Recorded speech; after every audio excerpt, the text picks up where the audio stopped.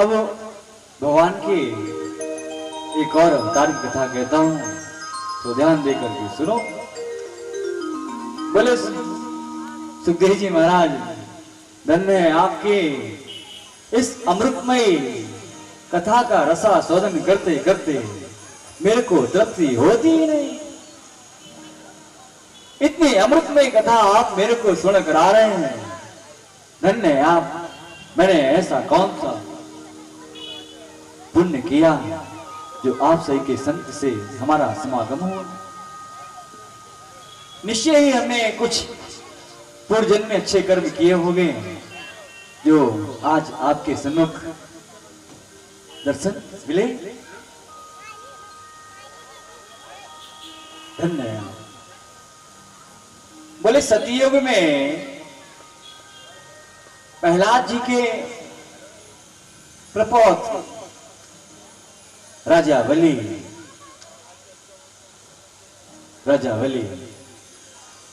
अति बलि एक बार बड़ा भारी महायज्ञ चल रहा था। यज्ञ का आयोजन हुआ।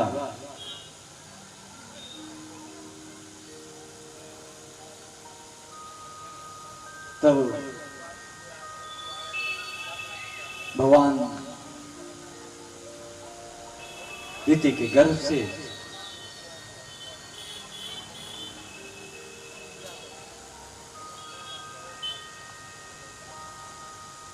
बावन रूप धारण किया। किसी ने उनको दंड दिया, किसी ने कमंडल दिया, किसी ने खड़ाऊ दिया।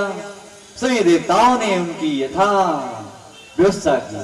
किसी ने छत्र दिया, किसी ने खड़ाऊ दिया, किसी ने कमंडल दिया, है ना, किसी ने माला दिया, किसी ने दंड दिया।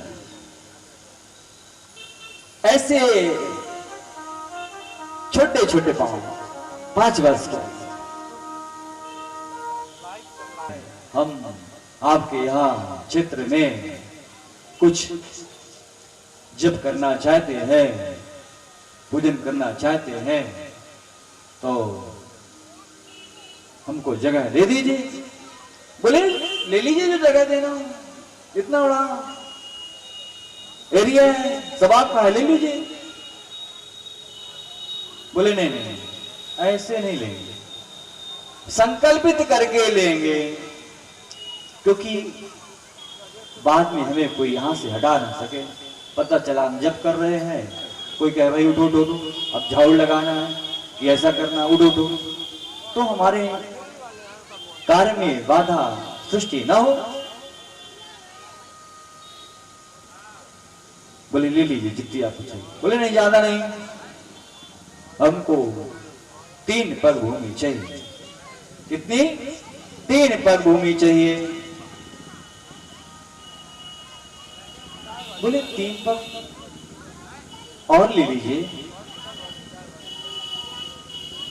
बोले इतनी तो दो पहले तुम, फिर आगे की बात करना। बोले ठीक है। बोले संकल्प से लेंगे, ऐसे नहीं लेंगे, संकल्पित लेंगे, ताकि आप भी फिर बाद में अगर कहीं पीछे हट गए तो। बोले नहीं नहीं, मैं राजा बलि, फिर 3 पग भूमि की बात है, ज्यादा थोड़े ना है। बोले नहीं, हम तो संकल्प से ही लेंगे, संकल्प से ही लेंगे। बोले ठीक है। अपने कमंडल से इतने भैया दैत्य गुरु शुक्राचार्य जी आ गए। बोले रे रे, ऐसी गलती मत करना, कदापि ऐसी गलती मत करना।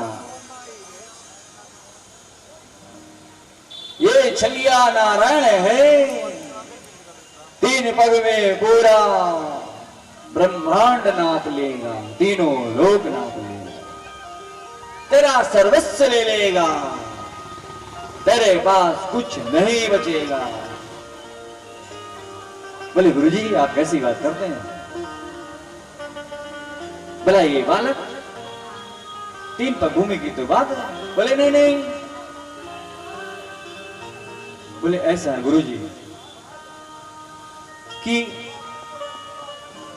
मेरे दरवाजे में अतिथि आया है, अब वो नर है या नारायण है ये तो मैं नहीं जानता, स्वयं नारायण भी होंगे तो मैं संकल्प होकर के इनको जो चाहिए सो दूंगा। अरे बेड़ा तेरा बेड़ा नहीं समझेगा तुम। बोले सत्य कहते हैं रुक क्यों गए? तेरा बेड़ा पार हो जाएगा। सत्य तो यही है कि तेरा बेड़ा पार हो। बोले तू पछताएगा। बोले गुरुजी मेरे को बात मत कीजिए, मैंने इनको देने का वचन दे दिया है, संकल्प मात्र रह गया है तो कर देता हूं, क्या रखा है ना? जैसे संकल्प के लिए जल डाला, उसके टोटी में कमंडल होता है, इसे टोटी निकली थी, उसमें नित्य गुरु शुक्राचार्य बैठ गए। जब पानी ही नहीं गिरेगा तो कहां संकल्प होगा? अब भगवान ने देखा अरे जल ही नहीं निकल रहा है, अपने कुछ से उसको छेद दिया, उनकी एक आंख फूट गई। बोले मेरी आंख फोड़ दिया, मेरी आंख फोड़ दिया। और निकले, बोले राजा तेरा कल्याण हो गया, मैं तो चला। अब संकल्प पूर्ण हुआ, हरिओम विष्णु विष्णु परमात्मा है ना, संकल्प पूर्ण हुआ। अब संकल्प जब हो गया तो एक पग में पूरी पृथ्वी नाप ली, दूसरे में रसातल और तीसरे में वैकुंठ। तीनों लोकों को नाप नहीं पाए, कम पड़ गया। बोले भैया ये तो 2 में पूरा हो गया, तीसरा कहां रखूं? बोले मेरे सर में रख दीजिए, आप सर में रख दीजिए। इतने में भैया प्रहलाद जी आ गए।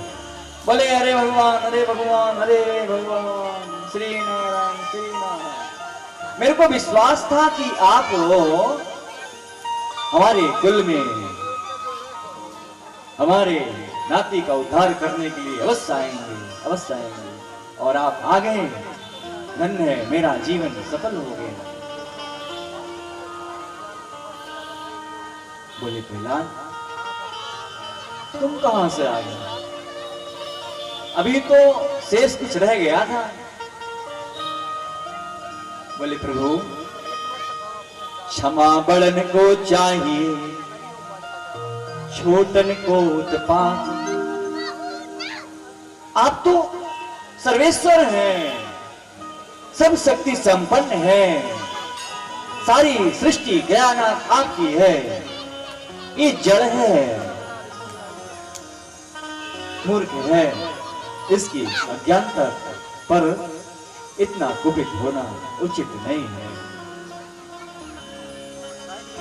बोले नहीं नहीं नहीं दादाजी आप इनको सर में पैर रख देने दीजिए। बोले नहीं नहीं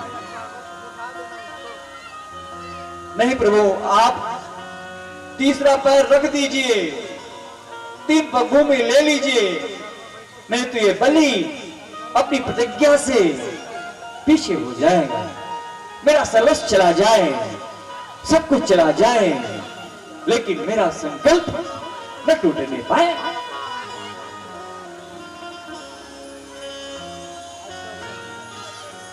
सर्वस्व चला जाए। भगवान ने दादा और नाती दोनों की बात सुनी। बोले अरे तुम लोग तो बड़ी रचनात्मक बात कर रहे हो, भावुकता बात कर रहे हो, मेरे नाती को छोड़ दो। दूसरा कहता है नहीं नहीं सर रख दो, मेरा कल्याण हो जाए, मेरी प्रतिज्ञा पूरी हो जाए, मेरा संकल्प पूरा हो जाए। क्या करूं? भगवान ने तीसरा पैर रखा, बोले जाओ अब तुम आज से पाताल लोक में राज करो। तीसरा पैर रखा और वो पाताल लोक को चला गया, पाताल लोक का राजा हो गया। ऐसे परमात्मा की गति धन्य है।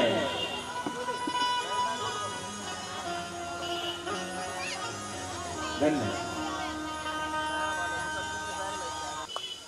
क्या कहें, भगवान के इतने अवतार हैं, इतने हो गए, कितने होंगे, कोई गिनती नहीं। सृष्टि कितने बार रची गई, कितने बार विध्वंस की गई। क्या कहें, जब जब होए धर्म के हानि, बाहि असुर महाभिमानी। जब जब इस धरातल पर भक्तों पर कष्ट आता है, तब तक परमात्मा किसी न किसी रूप में आता है और अपने भक्तों की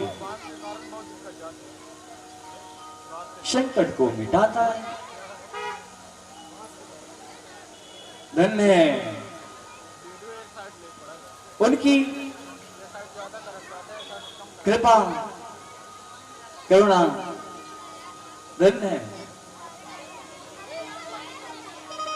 और उनका एक अवतार परशुराम जी का भी है। एक बार उनके पिताजी पूजा कर रहे थे और जल लेने के लिए अपनी अर्धांगिनी को भेजा। वहां किसी कारणवश लेट हो गए, देर हो गई, विलंब हो गया।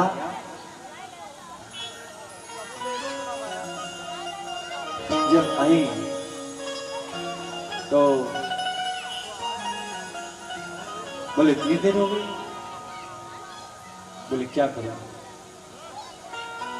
घाट में बहुत से लोग थे, देर हो गई। तो परशुराम जी से बोले इसका असर काट दो।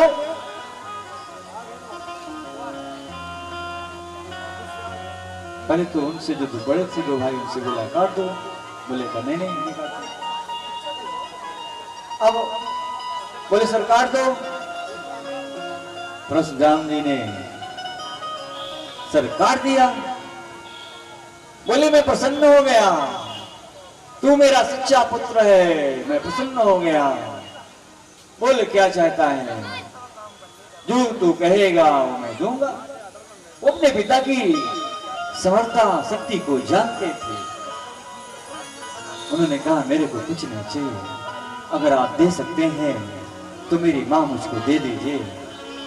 और उसको ये स्मृति ना रहे, याद ना रहे कि मेरे बेटे ने मेरा सर काटा।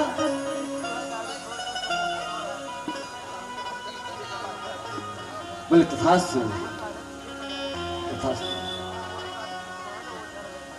जट्ट सिंह की माता उठी, 36 बार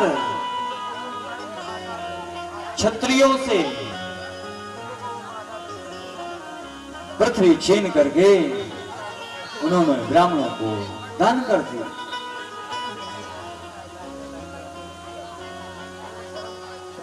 ऐसे परशुराम जी को हम सब प्रणाम करते हैं। बोले भगवान की जय। अब आज की संतान देखिए, प्रसंग आ गया है ना, माता पिता पुत्र का प्रसंग आ गया कि कितने पुत्र अपने माता पिता के आज्ञाकारी हैं, कितने उनकी बात मानते हैं।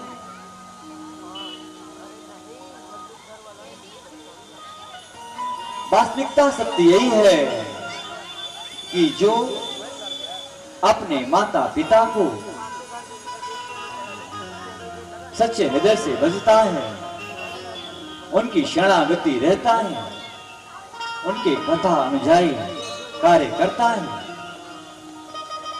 वो निश्चय ही इहलोक उहलोक परलोक को प्राप्त करता है।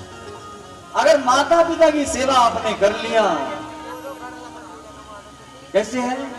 माँ पिता के ही चरणों में चारों धाम है, आजा आजा यही मुक्ति का धाम है। लेकिन आज की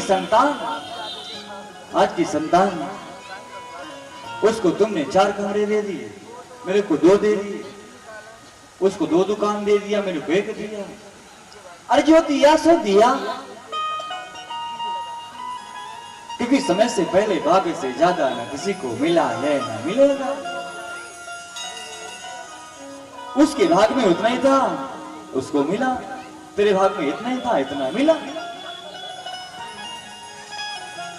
अर्थात ये है कि माता पिता की जो शरणागति कर लेते हैं, उनकी कथा अनुयायी, उनकी आज्ञा का पालन करते हैं, उनको कहीं भी तीर्थ में जाने की आवश्यकता नहीं है। ये श्रीमद् भागवत महापुराण वंदनीय है, पूजनीय है, स्मरणीय है। इसके चिंतन करने से, मनन करने से, अध्ययन करने से, अध्ययन कराने से, घर में रखने से, दान करने से, हर प्रकार से यह वैकुंठ देने वाली है। जब तक यह घर में रहती है, उतने जन्मों तक, उतने वर्षों तक उसके पितर लोग दूध पीते। इसको श्रवण करने से, श्रवण कराने से, घर में रखने से, पूजन करने से, दर्शन करने से, दान करने से हर प्रकार से मोक्ष देने वाली है, अभय देने वाली है। धन